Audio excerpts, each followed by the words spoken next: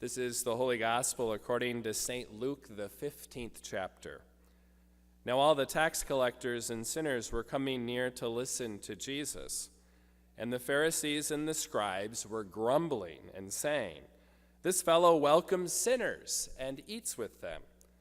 So he told them this parable. "Which one of you, having 100 sheep, and losing one of them, does not leave the 99 in the wilderness and go after the one that is lost until he finds it? When he has found it, he lays it on his shoulders and rejoices. And when he comes home, he calls together his friends and neighbors, saying to them, 'Rejoice with me, for I have found my sheep that was lost.' Just so I tell you, there will be more joy in heaven over one sinner who repents than over 99 righteous persons who need no repentance. Or what woman, having 10 silver coins, if she loses one of them, does not light a lamp, sweep the house, and search carefully until she finds it? When she has found it, she calls together her friends and neighbors, saying, 'Rejoice with me, for I have found the coin that I had lost.' Just so I tell you, there is joy in the presence of the angels of God over one sinner who repents." This is the gospel of the Lord.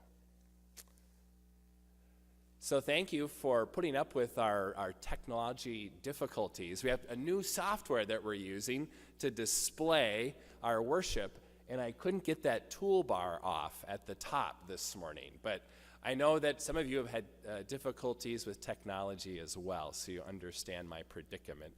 I had it working perfectly on Friday. Went to plug in the computer this morning, and all of a sudden the toolbar is there, and things weren't working correctly. But hey, everything else is working on the slideshow presentation. So I give thanks. I give thanks for that and have great joy over that. So in our gospel for this morning, there is all sorts of stuff happening. There's a lot to pay attention to in the scant 10 verses that we have from chapter 15 from the Gospel of Luke. First, we have some sinners and tax collectors who were going near to Jesus to listen to him.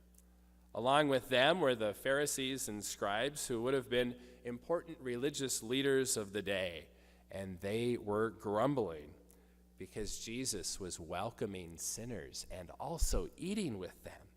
How dare he do that? So in response to their grumbling, Jesus tells a parable.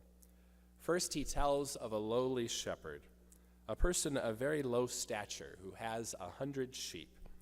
He loses one of those sheep, and then he goes after that one, and he leaves the other 99. And I just love how Jesus makes it sound so obvious that we would all leave the 99 sheep in order to go after that one. I don't know. I don't think I would necessarily risk losing the other 99 in order to go after just the one that was lost. I think I might have cut my losses, but not with this shepherd. All his sheep were important to him. So the shepherd finally finds his sheep, puts it on his shoulders, and then rejoices. In fact, he calls his friends and his neighbors to rejoice with him. You know, whenever I've read this parable in the past, I've always focused on the lost sheep, but never really paid attention to the all-out rejoicing and the joy that the shepherd had. I mean, he's one happy shepherd over this lost sheep that he found. He even threw a party because he was so incredibly happy about his sheep. Isn't it interesting that Jesus chose this lowly shepherd in order to explain or get an idea of how God works, in order to explain that God has much joy whenever a sinner repents and reorients their life on him. But then there is this next parable of the lost coin. Jesus describes a woman of low stature who loses a coin and then searches the house high and low and then finally finds it. Now, most of us probably would have responded in this way: "Oh, great, I found my coin.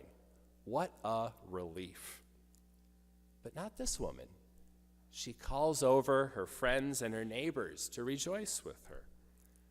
Now I can just imagine what my neighbors would say if I would call them over because I have found my lost coin. They probably would think we were a little nuts. And I think our neighbors think we're a little nuts because we just painted our door bright neon lime green. So I don't need to add to that reputation. But once again, this story illustrates to us how God rejoices over each and every one of us. It illustrates to us that our God is a God of joy and rejoices over his creation at all times. I don't know what it was, but this time when I read this text, I couldn't help but focus on this notion of joy, this theme of joy.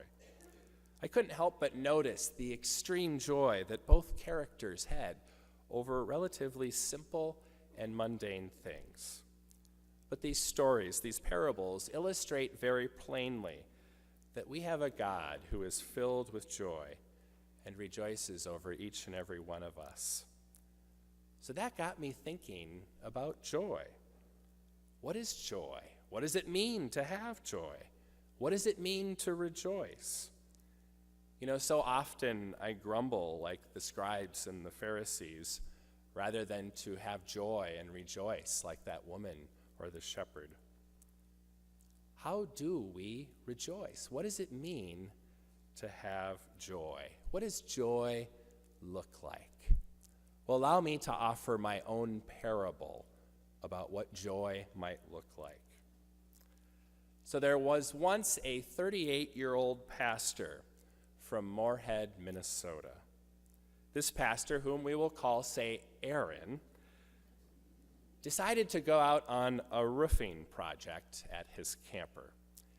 You see, his roof is rather rotten, and so he has been spending a lot of time fixing it. He recently finished the main roof, but now is working on finishing a bump out that the roof is completely rotten on. So this pastor goes out on a Friday night to remove the roof of his bump out. Oh, and the pastor did not check the weather at all.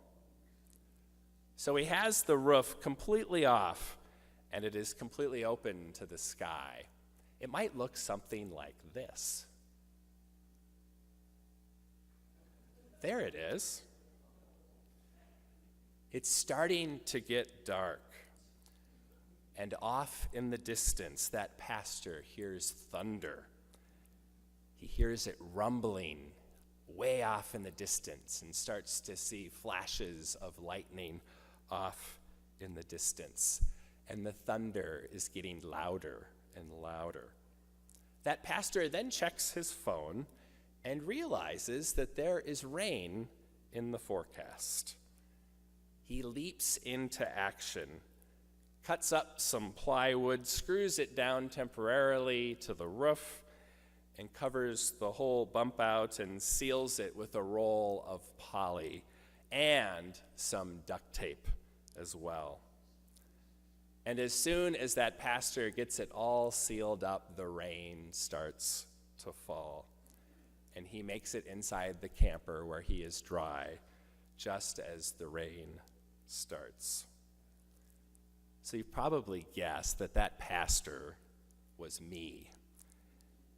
And my goodness, was there rejoicing and great joy when I got inside that camper. I was so thankful and joyous that I got the plastic poly on the roof in time. And I wanted to invite my friends over and the neighbors and throw a big party. I kid you not, I was happy. I was filled with joy. But it was more than happiness. It was utter and sheer joy. And I rejoiced that night in my dry and cozy camper. But you know, I think my neighbors probably would have thought that I was rather crazy if I invited them over for a party. So I found joy over that temporary roof that kept me dry for at least a little while. I was able to finish that roof yesterday and put on a new permanent rubber roof, and yes, I experienced much joy. Joy is complete and utter happiness that exudes from your whole being. Joy is a gift from God, and joy is more an attitude than a feeling or emotion. Joy is knowing that things are going to be okay, despite those unexpected storms that rumble into our life. So lately, I've been thinking about how difficult the world is and all of the problems all around us. There are so many rumbling storms all around us. This week, I was reminded of just how many things in our world threaten to take away our joy. This week, the joy was sucked out of me after hearing about what actually happened to Jacob Wetterling. You see, Jacob and I are about the same age. It really hits home. And I still vividly remember that day when we first heard of his abduction. I remember standing in line at elementary school, and my friends and I were talking about it. I remember pictures of Jacob all over the place. I remember how that was the first time that the innocence of life was taken from me. I also remember not riding my bike without someone with me for quite some time. Life is really complicated sometimes. My heart aches and grieves for the Wetterling family and for all of the kids and children whose innocence is taken from them. And then today, of course, is the 15th anniversary of September 11th. And I also vividly remember that day as well, when the world changed. I was working at Lutheran Brotherhood at the time in downtown Minneapolis as a customer service agent on the insurance line. I spent all day on the phone talking to Lutherans and other people and helping them with their Lutheran Brotherhood insurance. My little cubicle was right next to the window, and I had an amazing view of the Metrodome, and I could watch the helicopters land and take off from Hennepin County Medical Center. It was a very nice view. Anyway, I just finished a phone call when my friend said, "Hey, Aaron, a plane just flew into the World Trade Center Tower in New York." Immediately, I thought it was a small Cessna or something, but then soon discovered it was a large airliner. We then turned on the TV in time to see the second plane hit, and then we heard about the Pentagon and the other plane that crashed in a field in Pennsylvania. Working downtown Minneapolis, we had no idea if we'd be hit too, and so our company sent us home early. I remember riding the park and ride bus to my car and looking up at the sky and seeing no planes. It was a beautiful, clear day and not a plane in the sky. It was just eerie. At the time, I was living with my cousins in Rockford. I remember going home and turning on the TV and watched the coverage for a while, and then decided to go out and mow the lawn. I don't know why I felt compelled to mow the lawn, but I did. It was another day when the innocence of the world was taken away. So what do we do when the horrible events of the world threaten to take away our joy as we know it? Well, first, I think it's important to mourn those events and to always remember them so they don't happen again. But I also think it is important to find those moments where we allow ourselves to experience joy. Maybe it's the joy of finishing a roof, whatever it may be. Allow yourself to feel joy. We fight the horrible events of the world and the grumbling of the world when we allow ourselves to find joy. Work to find joy, and our gospel teaches us to do that. Find joy in the simple, mundane things of the world. Find joy each and every day. Find joy in finding a quarter in the couch. Invite your neighbors over. Have a party. Find joy in the beauty of a sky blue day. Find joy in a roofing project. I know I have. Find joy making a hot dish for your family. Find joy by coming to worship. Find joy by eating a delicious chocolate chip cookie. Find joy in the fact that you can breathe in the air all around us. Find joy in the birds flying in the sky. Find joy in the feeling of a soft pillow at the end of the day. Find joy in the beauty of music. Find joy in your beating heart. Find joy in the smell of freshly baking bread. Find joy in the love of a friend. Find joy in the simple and mundane things. We have a God, a creator God, who is filled with joy. We have a God who throws a party when you repent and go to him. Let's fight the world of pain and suffering with joy. This week's find something simple and mundane to find joy in. And for now, we take joy in our amazing God and how he sent his Son into the world for our sake, to save us from sin and death and to give us new life. This amazing fact alone causes for much rejoicing and much joy. Amen.